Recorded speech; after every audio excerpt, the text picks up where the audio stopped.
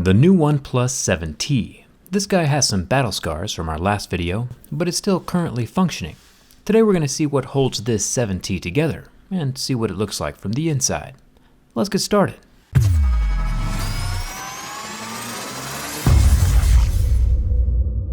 Taking apart a glass back phone is already pretty difficult, but with a strong enough suction cup and a lot of heat, it's doable.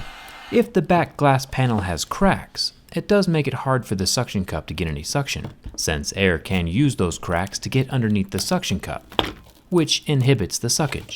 I had better luck putting my suction cup on the uncracked portion of the glass, but if you ever encounter a totally shattered back, putting some clear packing tape on the panel to cover those cracks, and sucking the suction cup to the top of the tape also works pretty well.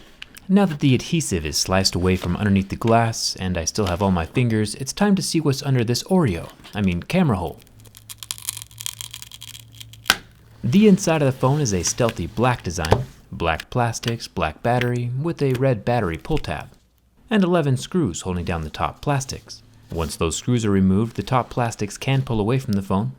Attached to these plastics are the NFC coils and the rear dual LED flash that circles around to the underside of those plastics and has its own gold contact pads.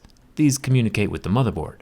The large circular cutout that makes up the exterior camera lens is mostly for aesthetics. Much of the circle inside of the phone is just empty space, since the triple camera unit is still inside a rectangular metal housing. The large circle does make the phone design stand out though, which is probably what OnePlus was after. I'll unsnap the battery connector like a little Lego, along with the 4 other ribbons running down along the bottom of the motherboard. Each of these ribbon connections is surrounded by a red rubber gasket, which helps out considerably with water resistance. The bottom plastics have 7 screws holding them in place, all Phillips head, just like the top.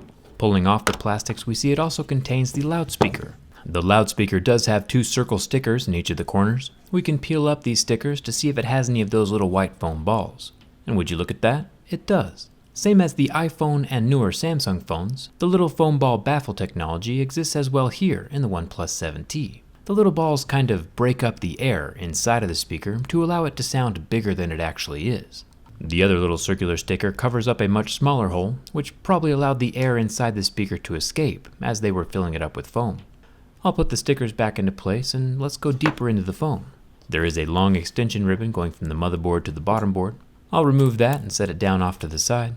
Before we get too deep though, here's a fun little background image for you. Crank up the resolution on the YouTube video, screenshot this, and crop it to match your phone background. That way you can appreciate the inside of your phone while it's still safely remaining in one piece.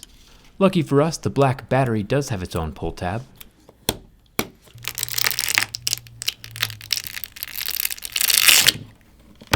Thumbs up for that.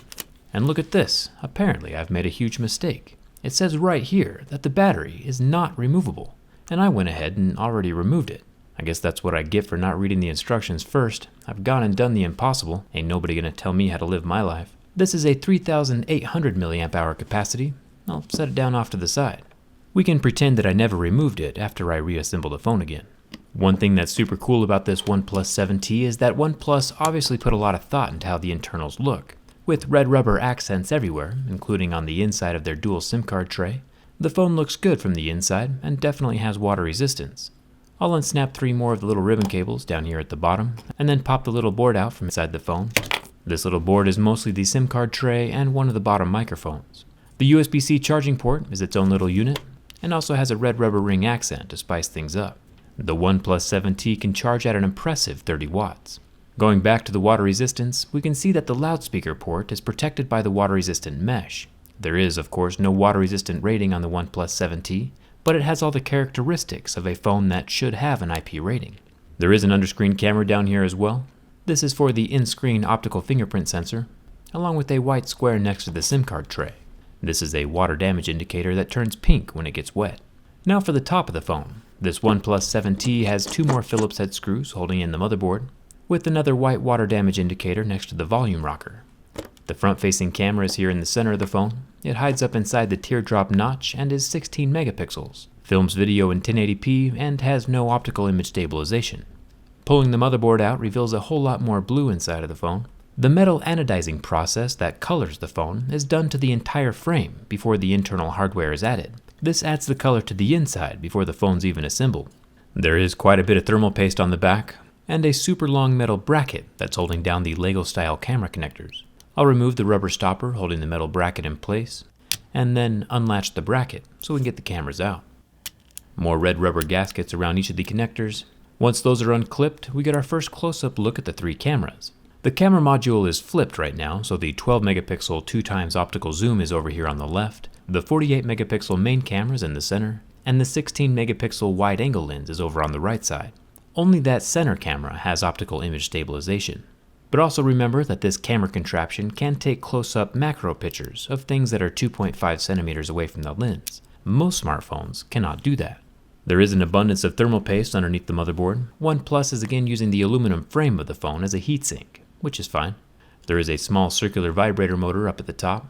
The unusual thing about the 7T though are the dual speakers up here at the top of the phone.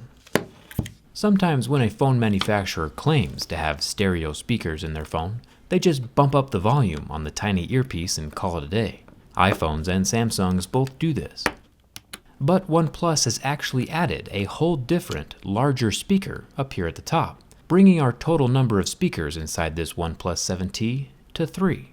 It's pretty safe to say that a larger speaker has better sound quality than a smaller speaker, so it's cool that OnePlus has done this, but also weird that they aren't bragging more about it. Once I get the speaker and its rear magnet out of the phone, we can see that the top loudspeaker is directly channeled out the front of the phone, on the opposite side of the grill from the regular earpiece speaker. Because of that larger speaker now at the top and the bottom, this 7T should theoretically sound better at loud volumes than most other smartphones claiming to have stereo speakers. Inside the speaker, the surround is made from rubber, meaning that it'll survive a bit of moisture as well. And of course, the magnet on the back is what makes the whole thing work. Overall, it's a pretty sleek little phone. The screen is still glued into the frame, of course, like normal, so screen replacements would still be pretty difficult. But other than the back glass cracking during the bin test, it seems to be a good little phone. There has been a lot of attention to detail on the inside, with plenty of water resistance and that extra loudspeaker. There are so many good smartphones out there these days, it's kind of hard to choose a bad one. It's mostly all about finding a smartphone with the features that line up with what you need. And most importantly, just make sure you get a case. Let me know what you think down in the comments. Do you like this new Oreo design? Come hang out with me on Instagram and Twitter, and thanks a ton for watching. I'll see you around.